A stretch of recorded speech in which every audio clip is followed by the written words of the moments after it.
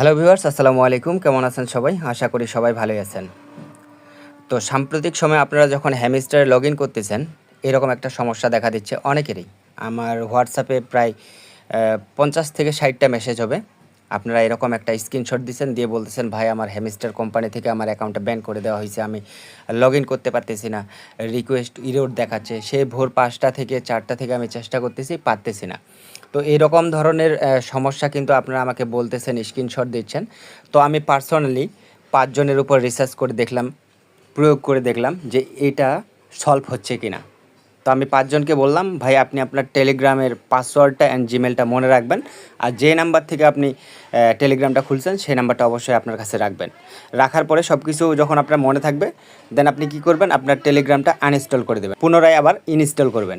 Install করে আবার log in করে দেখেন তো ঠিক হচ্ছে কি না।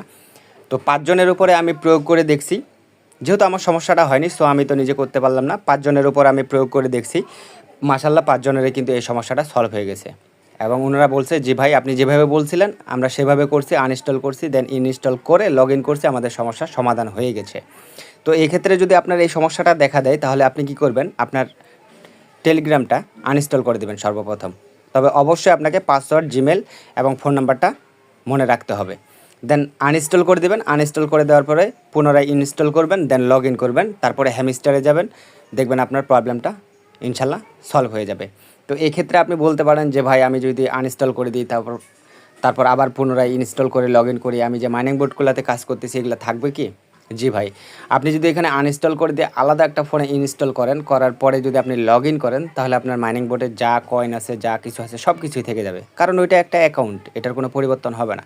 সো এই ক্ষেত্রে আমি বলতেছি, যাদের এই সমস্যাটা দেখা দিছে, আপনারা কী করবেন, সর্বপ্রথম আপনাদের জিমেল পাসওয়ার্ড মনে রাখবেন, দেন আনইনস্টল করে দিয়ে ইনস্টল করবেন, দেন পুনরায় আবার লগ ইন করার চেষ্টা করবেন, দেখবেন ইনশাল্লাহ এই সমস্যাটার আপনাদের সমাধান হয়ে যাবে। তো অনেকে মনে করতেছেন চিট ইজ ব্যাড, এই অপশনটা আসছে, হয়তো বা আমার কালারফুল হয়নি, ফিচার্সটা শো করেনি, মনে হয় আমার অ্যাকাউন্টটা ব্যান করে দিছে। না ভাইয়া, এটা ব্যান করেনি।